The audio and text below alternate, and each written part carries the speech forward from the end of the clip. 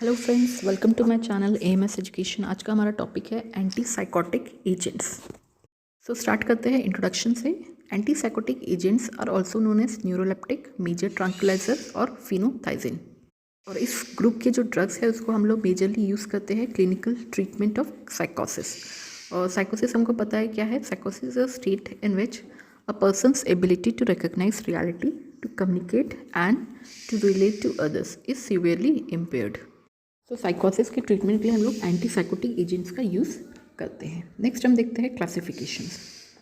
सो ये डिवाइडेड है दो में, टिपिकल एंड एटिपिकल एंटीसाइकोटिक्स। पहला देखते हैं typical antipsychotics. First is phenothiazines, second है थायोजैंथिन्स और थर्ड है ब्यूट्रोफिनॉन्स। फिनोथाइजिन्स में आता है क्लोरप्रोमाजिन 40 to 800 mg, परफेनाजिन 12 to 64 mg, फ्लूफेनाजिन 1 to 440 mg, थायोरिडाजिन 150 to 800 mg। दूसरा पॉइंट था हमारा थायोजैंथिन्स, थायोथिक्सिन है जिसमें 6 to 30 mg। देन थर्ड है ब्यूट्रोफिनॉन्स जिसमें आते हैं हेलोपेरिडोल 1 to 100 mg, डाइबेंजोथाइजपीन एंड क्यूटेपाइन। सारे किसके अंदर आते हैं? Typical antipsychotics. दूसरा हम देखते हैं अटिपिकल एंटीसाइकोटिक्स। इसमें पहला है क्लोजापाइन, रेस्पेरिडोन एंड ओलेजापाइन। क्लोजापाइन है 300 to 900 mg, रेस्पेरिडोन का है 4 to 16 mg और ओलेजापाइन 5 to 20 mg। तो ये था क्लासिफिकेशन ऑफ एंटीसाइकोटिक ड्रग्स। दो में डिवाइडेड है, टिपिकल और एटिपिकल। एंड देन फर्दर उसके जो डिविजन है ड्रग्स है वो हमने देखा।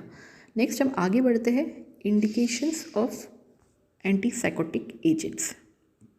कहाँ पर हमको एंटीसाइकोटिक्स दिया जाता है? पहला है organic psychiatric disorder, second functional disorders, third is mood disorder, childhood disorder, neurotic and other psychiatric disorders, medical disorders.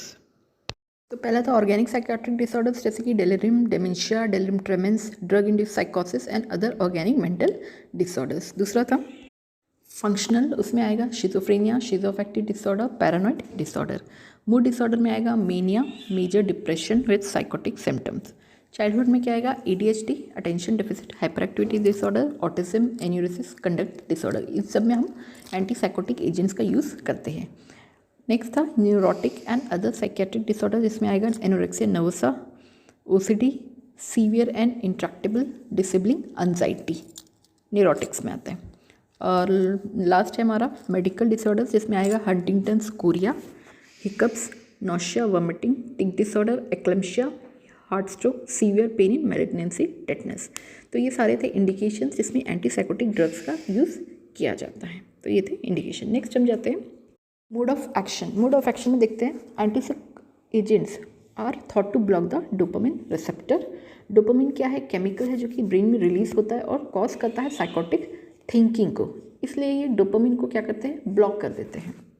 कि हमने देखा है कि साइकोसिस में प्रोडक्शन जो रहता है डोपामिन का वो इंक्रीज हो जाता है और इस वजह से dopamine transmits the nerve impulses to the brain stem faster than normal and this result in strange thought, hallucination and bizarre behaviour. और एंटीसाइकोटिक क्या करता है? हेल्प करता है ब्लॉक करने के लिए और रिड्यूस करने एक्टिविटी ऑफ डोपामिन। जो डोपामिन का लेवल बढ़ जाता है जिसकी वजह से strange thought, hallucination, bizarre behaviour होता है, उसको कंट्रोल करता है कौन? एंटीसाइकोटिक्स। वो उनको ब्लॉक कर देता है या फिर उनकी एक्टिविटी को, डोपामिन की एक्टिविटी को कम कर देता है। So this is mode of action of antipsychotic agents. Next हम देखेंगे फार्माकोकाइनेटिक्स। पॉइंट वाइज देखते हैं। Antipsychotics when administered orally are absorbed variably from GI tract with uneven blood levels. They are highly bound to plasma as well as tissue protein. Brain concentration is higher than plasma concentration. ये metabolise होता है liver में और excrete होते हैं mainly through the kidneys. इनका जो half life होता है वो 10 to 24 आवर्स का होता है। मोस्ट ऑफ द एंटीसाइकोटिक्स के जो थेरेपेटिक विंडो होते हैं, जैसे कि अगर उनका विंडो ब्लड लेवल में अगर कम है ड्रग का जो डोज है तो इनफेक्टिव होगा। अगर ब्लड लेवल हायर है then the upper limit of window toxicity of drug can be possible. Therapeutic window को हमको मेंटेन करना है। अगर ब्लड लेवल्स में कम है तो भी वो ड्रग क्या होगा? इनफेक्टिव होगा, या ज़्यादा है तो टॉक्सिसिटी क्रिएट कर सकता है। तो ये था फार्माकोकाइनेटिक्स। नेक्स्ट अपन देखते हैं साइड इफेक्ट्स। सबसे पहला है एक्स्ट्रा पिरामिडल सिम्टम्स की मेजर और इम्पॉर्टेंट साइड इफेक्ट है एंटीसाइकोटिक एजेंट का। दूसरा पॉइंट है हमारा autonomic nervous system, third is cardiovascular, fourth blood और haemopoietic, fifth is endocrine disruptions, sixth is GI, seventh allergic, eighth है ऑक्यूलर और नाइन्थ है हेपेटिक साइड इफेक्ट्स। हम डिटेल में जाते हैं। एक्स्ट्रा पिरामिडल सिम्टम्स में पहला है न्यूरोलेप्टिक इंड्यूस्ड पार्किंसोनिज्म। सिम्टम्स में क्या रह जाते हैं? Rigidity, tremors, stooped future posture, drooling, akinesia, ataxia. और इसको हम लोग एंटीकोलिनर्जिक एजेंट से ट्रीट कर सकते हैं। तो ये है पहला side effect extra pyramidal symptoms में, न्यूरोलेप्टिक इंड्यूस्ड पार्किंसोनिज्म। इसके सिम्टम्स होते हैं rigidity, tremors, stooped posture, drooling, akinesia, ataxia. Second है अक्यूट डिस्टोनिया। डिस्टोनिया का मतलब होता है मसल्स जो होते हैं वो इनवॉल्यूंटरी मूव करते हैं। So it involves neck, jaw, tongue and entire body, जिसको हम पिस्थोटोनस बोलते हैं। सेकेंड पॉइंट था अक्यूट डिस्टोनिया, जिसमें डिस्टोनिक मूवमेंट्स मतलब कि मसल्स जो है इनवॉल्यूंटरी मूव करते हैं, इन्वॉल्व करता है नेक, जॉ, टंग या फिर एंटायर बॉडी को, जिसको हम इसको कंट्रोल कर सकते हैं या प्रिवेंट कर सकते हैं एंटीकोलिनर्जिक या फिर एंटी हिस्टामिनर्जिक ड्रग से। थर्ड पॉइंट है हमारा, थर्ड साइड इफेक्ट ईपीएस के अंदर अकैत्सिया। ये होता है subjective feeling of muscular discomfort. Patient को एजिटेशन, रेस्टलेस या फिर डिस्फोरिक फील होता है और इसको हम लोग ट्रीट कर सकते हैं प्रोपिनोलॉल, बेंजोडाइजेपिन, क्लोराइड से। तो ये था थर्ड अकैत्सिया। नेक्स्ट है tardive dyskinesia. It is abnormal irregular choreoathetoid movements of muscles of the head, limbs and trunk. It is characterized by chewing, sucking, grimacing and perioral movements. इसको बोलते हैं टार्डिव डिस्काइनेसिया। नेक्स्ट है neuroleptic malignant syndrome. ये rare है but serious disorder है। इसका clinical picture include करता है rapid onset of severe motor, mental and autonomic disorders. Throat और चेस्ट के जो मसल्स होते हैं वो स्टिफ हो जाते हैं और इसकी वजह से डिस्फेसिया या फिर डिस्निया रिजल्ट करता है। Mental symptoms include akinetic mutism, stupor, impaired consciousness. Hyperpyrexia result कर सकता है, unstable blood pressure, tachycardia, excessive sweating, salivation and urinary incontinence. तो ये था न्यूरोलेप्टिक मैलिग्नेंट सिंड्रोम। रेयर है लेकिन सीरियस डिसऑर्डर्स है, कुछ पेशेंट्स में होता है ये। क्लिनिकल पिक्चर इंक्लूड करता है rapid onset of severe motor, mental and autonomic disorders. Motor symptoms में मस्कुलर हाइपरटोनिसिटी होता है, stiffness of muscle in throat and chest, जो कि रिजल्ट करता है डिस्फेसिया एंड डिस्निया।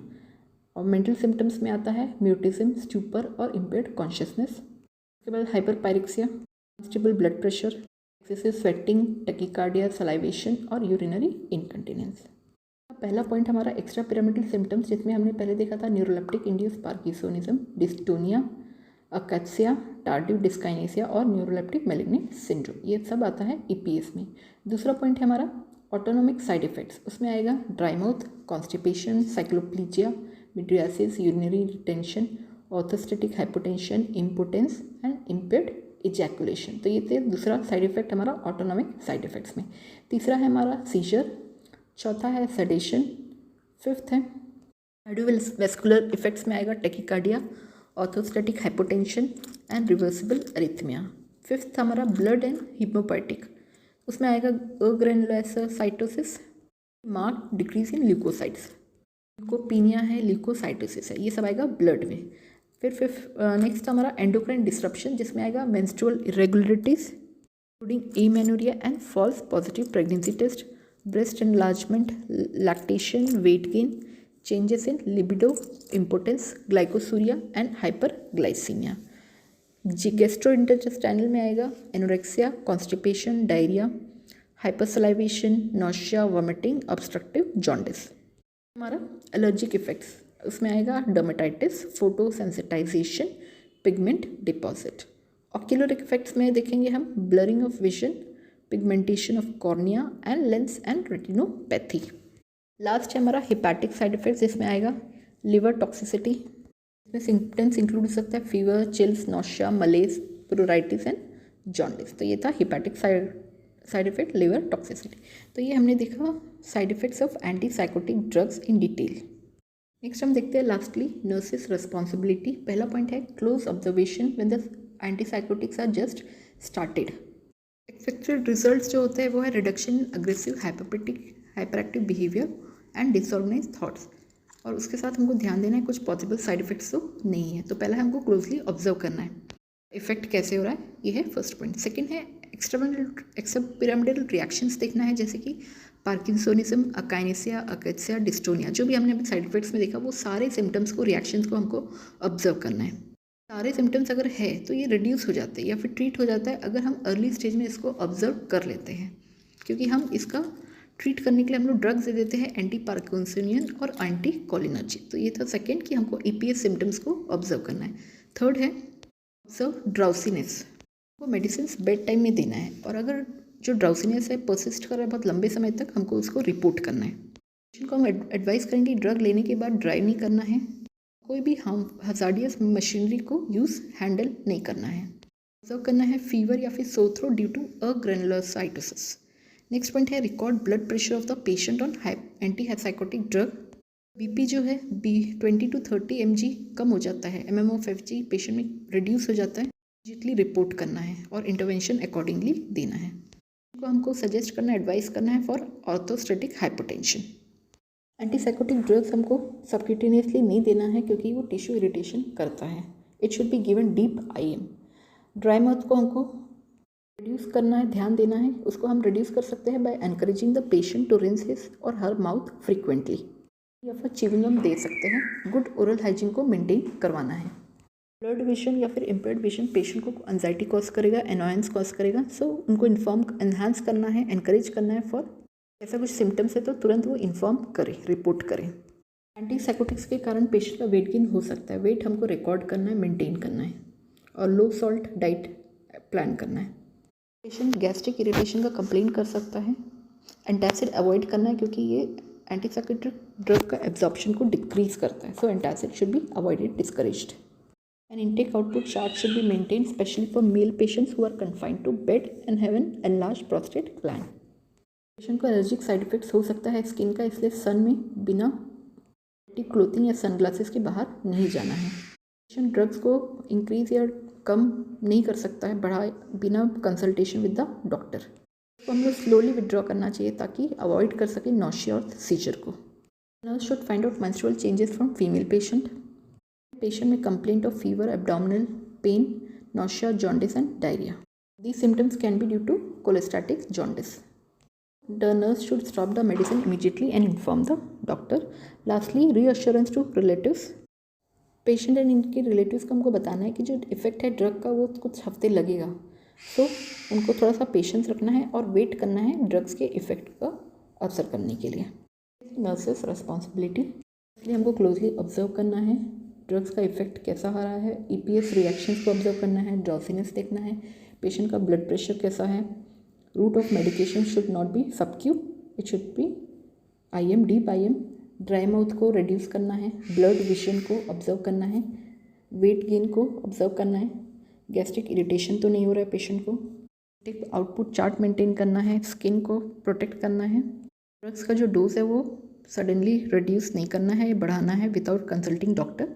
पेशेंट का मेंस्ट्रुअल साइकिल चेक करना है, लास्टली रीअश्योर करना है रिलेटिव्स पेशेंट को। तो ये था आज का हमारा टॉपिक, एंटीसाइकोटिक ड्रग एंड या फिर एंटीसाइकोटिक एजेंट्स। अब आपका टॉपिक, आज का टॉपिक आपको पसंद आया होगा, कमेंट सेक्शन में ज़रूर अपना फीडबैक दीजिएगा। Thank you.